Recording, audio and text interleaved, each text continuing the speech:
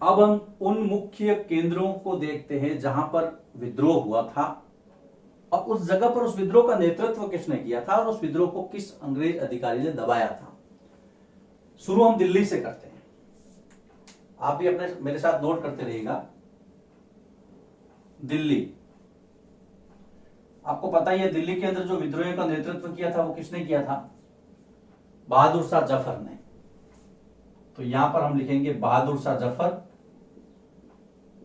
बहादुर शाह जफर, और इसके साथ इनके सेनापति थे बख्त खां।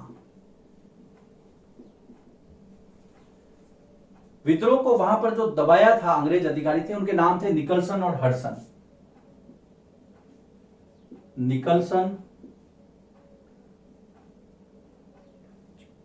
निकलसन और हडसन, ये दोनों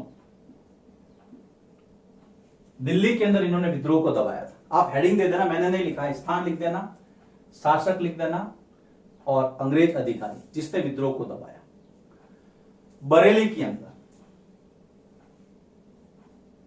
जगह का नाम दिल्ली और बरेली तो आसपास ही है। बरेली के अंदर बख्त खां ने विद्रोह का नेतृत्व किया था और विद्रोह को दबाने वाले सेम यही है, निकलसन और हडसन। वापस लिख दीजिए। मतलब दिल्ली और बरेली का हिसाब किताब हो गया। बहादुर शाह जफर मुगल सम्राट तत्कालीन और बख्त खां उनके सेनापति। अब हम आगे चलते हैं, हम सीधा चलते हैं अब कानपुर में। कानपुर में नाना साहब जिसको मैंने बताया था दोंदूपंत और उनके सेनापति तांतिया तोपे।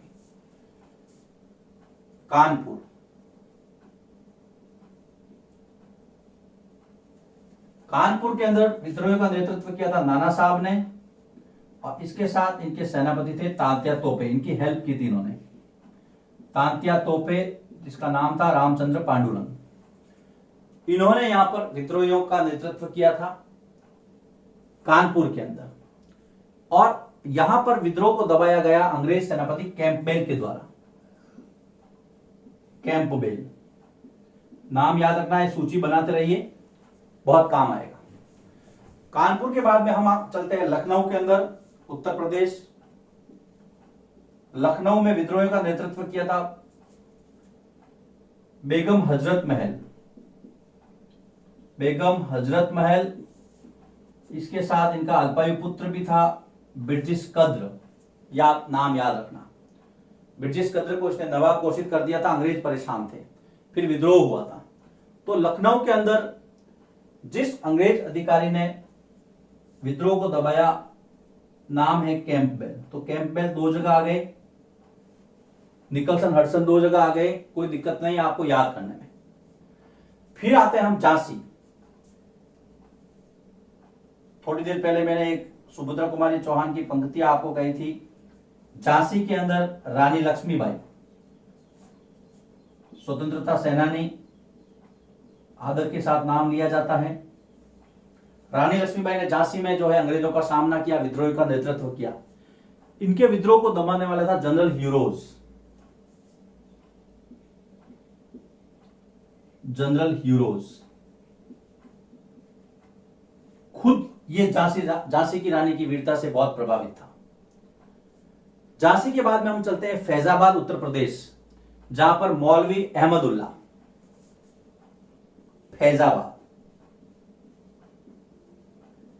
फैजाबाद में विद्रोह का नेतृत्व किया था मौलवी अहमदुल्ला ने। मौलवी अहमदुल्ला, नाम याद रखना आप मौलवी साहब का। फैजाबाद मौलवी अहमदुल्ला, जनरल रेनार्ड।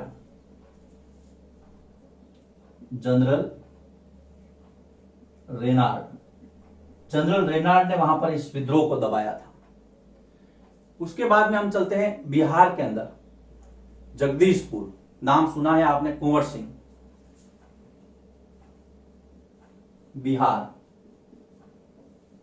बिहार में जगह का नाम है जगदीशपुर। और जगदीशपुर में महान स्वतंत्रता सेनानी कुंवर सिंह, इन्होंने नेतृत्व किया था, विद्रोहियों का नेतृत्व करने वाले। इसके विद्रोह को दबाया था मेजर विलियम टेलर ने। मेजर विलियम टेलर, ये सब नाम आपको याद रखना है, लिस्ट बना करके बहुत काम आएंगे आगे। दिल्ली हो गया, बरेली हो गया, कानपुर, लखनऊ, झांसी, फैजाबाद, बिहार का जगदीशपुर, कुंवर सिंह जहां पे नेतृत्व कर रहे थे। एक नाम और ऐड है सिलेबस के अंदर, मध्य भारत में, जिसको आजकल आप मध्य प्रदेश कहते हैं, मैं यहां लिख देता हूं मध्य भारत। अवंतीबाई लोधी, झांसी की रानी की तरह ही अंग्रेजों का सामना किया, अवंतीबाई लोधी। तो ये महान क्रांतिकारी थे और उनसे जुड़े हुए स्थान और उनसे जुड़े हुए अंग्रेज अधिकारी, यहां पर मैंने नाम नहीं लिखा है, कोई बात नहीं, यह आपको ध्यान में रखना है। क्रम लगा देना है आपको, 1 से लगा करके 8 तक। दिल्ली, बरेली, कानपुर, लखनऊ, झांसी, फैजाबाद, बिहार और मध्य भारत के अंदर, जिसको आप मध्य प्रदेश कह सकते हैं। निकलसन हडसन 2 जगह है, दिल्ली और बरेली में।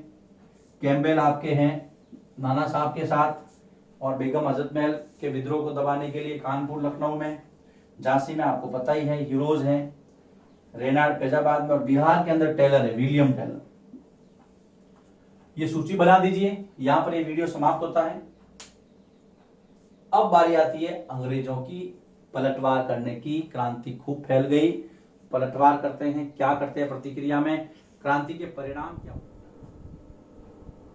अब ये टॉपिक आगे बढ़ता है, कंपनी का पलटवार या विद्रोह का दमन। अब ईस्ट इंडिया कंपनी विद्रोह को कैसे दबाती है, स्टेप बाय स्टेप हम चलेंगे। हमने देखा था कि किस व्यक्ति ने कहां पर विद्रोहियों का नेतृत्व किया था और किस अंग्रेज अधिकारी ने विद्रोह को दबाया था। लेकिन अब हम इसको डेट टू डेट या ये कहिए प्लेस टू प्लेस पढ़ रहे हैं। सितंबर 1857 दिल्ली पर अंग्रेजों ने वापस कब्जा कर लिया था। देखिए इसको, सबसे पहले हम दिल्ली की बात करते हैं, जहां पे बहादुर शाह जफर थे। तो सितंबर 57 के अंदर, सितंबर 1857 में क्या हुआ, दिल्ली पर पुनः अंग्रेजों का कब्जा हो गया। दिल्ली पर कंपनी का पुनः कब्जा हो गया। तो फिर बहादुर शाह जफर के साथ क्या हुआ, यह प्रश्न आता है, कई बार आता है। बहादुर शाह जफर के दोनों बेटों को उनकी नजरों के सामने गोली मार दी गई। बहादुर शाह जफर के दोनों पुत्रों को गोली मारकर हत्या कर दी गई। अंग्रेजों के द्वारा को गोली मार दी गई।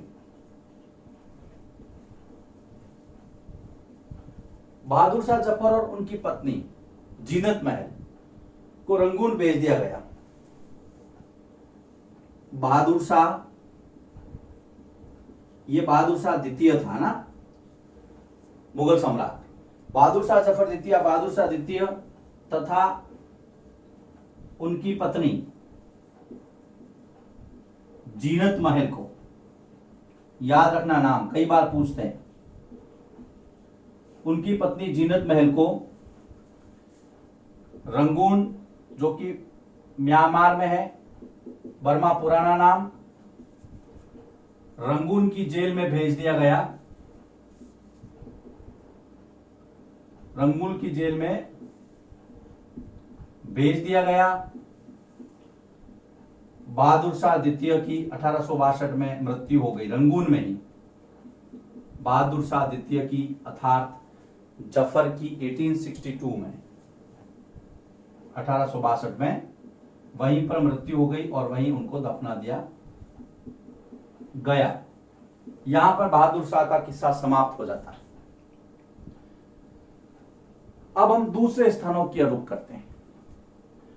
लखनऊ के साथ क्या हुआ? मार्च 1858 में लखनऊ और जून 1858 में झांसी अंग्रेजों के कब्जों में आ गया। तो मार्च 1858 में लखनऊ, जहां पर बेगम हजरत महल और जून 1858 में। समय याद रखना है आपको, मार्च और जून। जून 1858 में झांसी पर अंग्रेजों का कब्जा हो गया। यहां पर झांसी की रानी लक्ष्मीबाई वीरगति को प्राप्त हुई। झांसी पर अंग्रेजों का कब्जा। देखिए धीरे धीरे एक एक स्थान पर अंग्रेज वापिस कैसे काबिज हो जाते हैं, वापिस कैसे अपना कब्जा कर लेते हैं। अब ये तो हो गया, कुछ स्थान थे जो आपके सिलेबस में दिए हैं, वो मैंने आपको बता दी। सिलेबस को कवर करना जरूरी है। अब हम आगे बढ़ते हैं, लेकिन आगे बढ़ने से पहले इस चीज को देखिए आप। सितंबर 1857 दिल्ली पर अंग्रेजों का कब्जा। बहादुर शाह जफर के दोनों बेटों को उनके नजरों के सामने गोली मार दी गई। बहादुर शाह जफर और उनकी पत्नी जीनत महल को कहां भेज दिया गया? रंगून भेज दिया गया। वेरी वेरी इंपॉर्टेंट क्वेश्चन, बहुत बार पूछते हैं। 1862 में बहादुर शाह की वहां पर मृत्यु हो जाती है।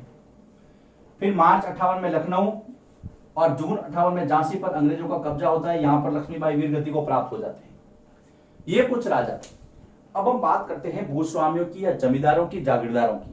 उनको अंग्रेजों ने वापिस अपने कब्जे में लेने के लिए क्या नीति अपनाई, लिखिए इसको, उसके बाद में मैं आगे बढ़ता हूं।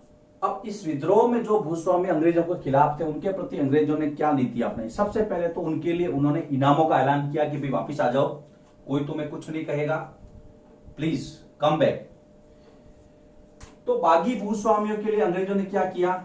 सबसे पहले तो इनामों का ऐलान किया जिससे वो वापिस आ जाए अंग्रेजों के पास, और उनके प्रति इनामों का ऐलान किया। उनके प्रति जो है अपनी स्वामी भक्ति प्रदर्शित करें, सबसे पहली चीज कि आ जाओ, तुम्हें कोई कुछ नहीं कहेगा। फिर उसके बाद में भूस्वामियों को विश्वास दिलाया कि जमीन पर उनके जो ट्रेडिशनल राइट है, परंपरागत अधिकार बने रहेंगे। दूसरा, भूस्वामियों को यह विश्वास दिलाया,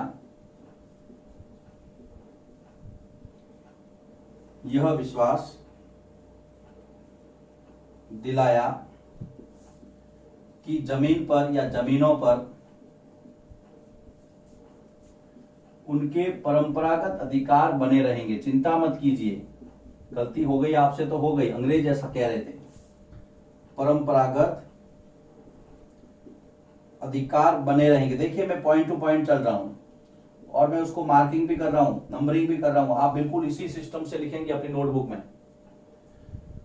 समर्पण करने पर भूस्वामियों को सुरक्षा दी जाएगी। अंग्रेजों ने और एश्योर किया उनको कि यदि आप सरेंडर कर दोगे, समर्पण करने पर भूस्वामियों को सुरक्षा दी जाएगी, और क्या होगा? जमीनों पर उनके दावों को मान्यता दी जाएगी। ये तो परंपरागत आप पूछते नहीं, लेकिन यहां पर जो जमीनें उनके पास थी, दूसरी भी जमीनों पर उनके दावों को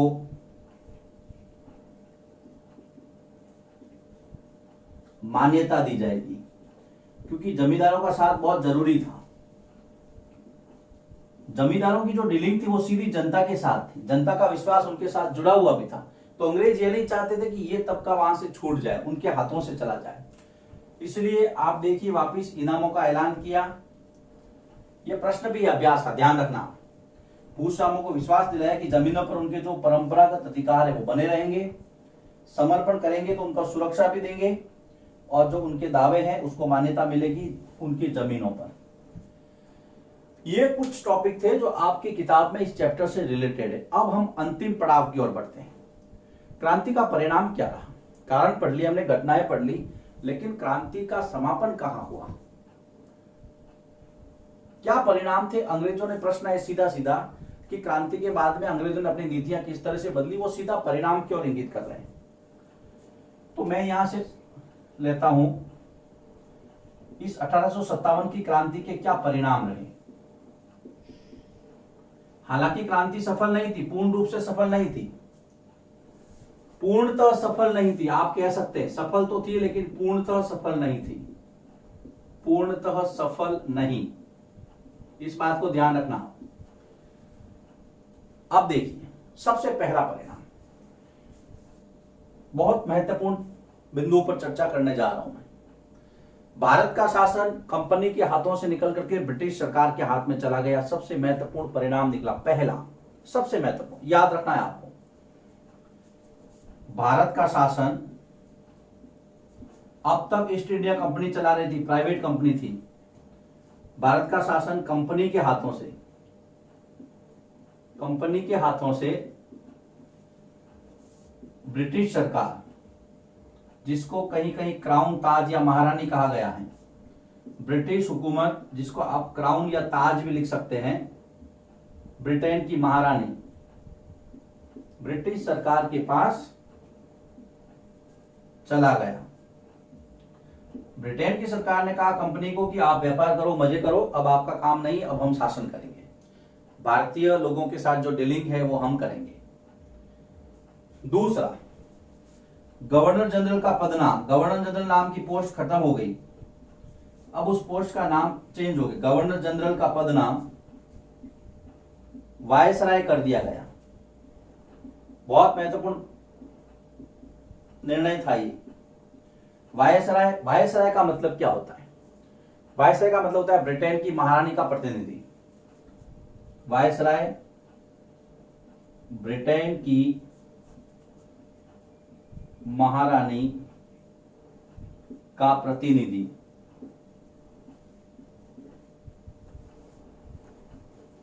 वायसराय कर दिया गया।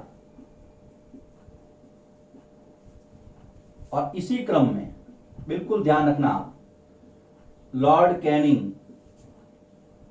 प्रथम वायसराय बने।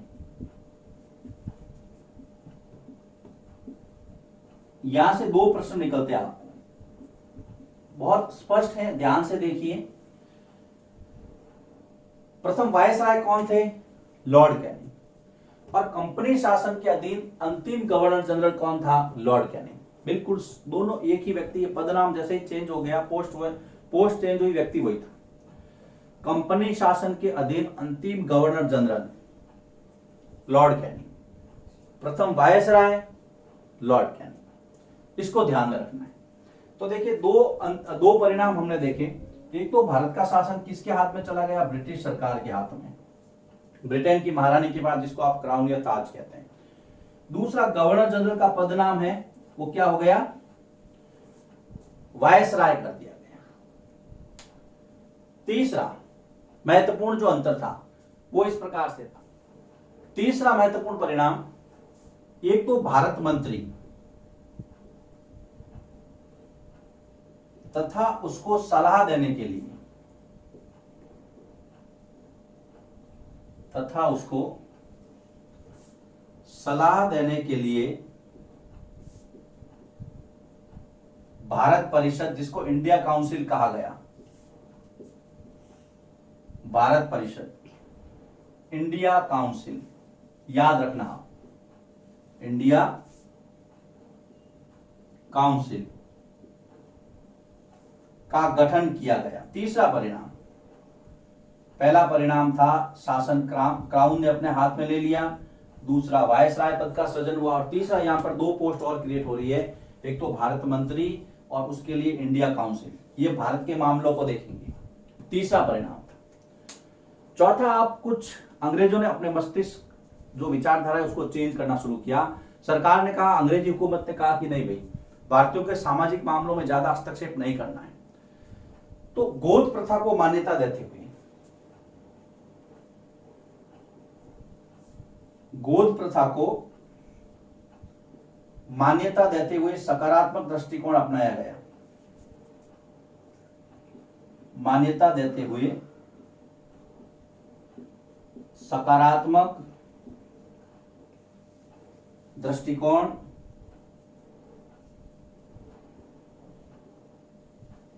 अपनाया गया। ध्यान रखेंगे आप, याद रखना है। ये चौथा महत्वपूर्ण परिणाम था। सीधा सीधा प्रश्न आता है, गोद प्रथा को यहां पर मान्यता मिल गई है। अब देखिए सेना में कुछ बदलाव होता है। क्योंकि सेना ने महत्वपूर्ण रोल अदा किया था, इसलिए अंग्रेज अब सावचेत थे। उन्होंने कहा नहीं भाई, अब चेंज तो करना पड़ेगा। सेना में क्या बदलाव? अंग्रेजों ने सेना में बदलाव करते हुए सेना में अवध, बिहार, मध्य भारत, दक्षिण भारत, यहां के लोगों पर अब उनको विश्वास नहीं था, सैनिकों पर, क्योंकि ज्यादातर जो इनका रोल था क्रांति के अंदर अवध, बिहार, मध्य भारत, दक्षिण भारत की बजाय दक्षिण भारत की जगह गोरखा, पठान, सिख तथा यूरोपीय सैनिकों का अनुपात बढ़ाया गया। ध्यान रखना इस चीज को, किसका अनुपात घटा और किसका अनुपात बढ़ा, किनको ज्यादा संख्या में आप भर्ती करने लगे, इस बात का आपको ध्यान रखना है। अनुपात बढ़ाया गया, बिल्कुल पॉइंट टू पॉइंट चल रहे हैं हम। इनकी जगह पे गोरखा, पठान, सिख और यूरोपीय सैनिक, सीधा सीधा लिखना है, कहीं कोई फॉर्मूला ही नहीं है, बस समझना है और आगे बढ़ते रहना है। अब देखिए 1857 की क्रांति में जो नेतृत्व था वो बहादुर शाह जफर के पास था और वो थे मुस्लिम। तो अंग्रेजों ने ये देखा कि मुस्लिमों का सहयोग हमारे साथ नहीं है, इसलिए वो मुस्लिमों को संदेह की दृष्टि से देखने लगे। उनके साथ किस प्रकार का व्यवहार किया? मुस्लिमों की संपत्ति को बड़े पैमाने पर जब्त किया गया। छठा परिणाम, मुस्लिमों की संपत्ति को बड़े पैमाने पर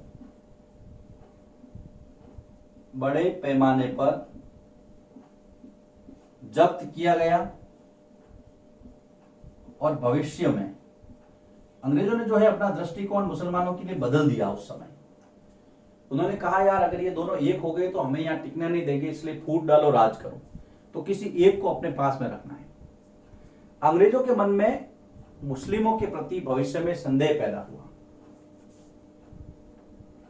और फूट डालने की भरपूर उन्होंने कोशिश की, उनमें सफल भी हुए। अंग्रेजों के मन में मुस्लिमों के प्रति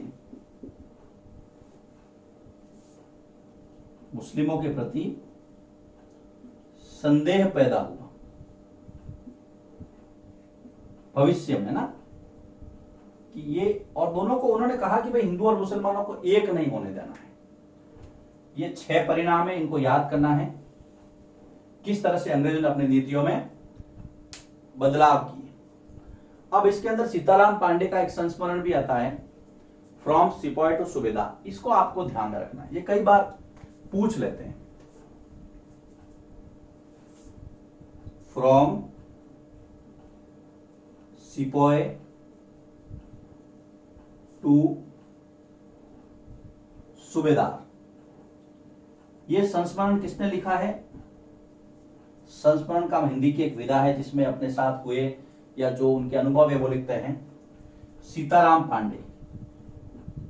सीताराम पांडे का संस्मरण है,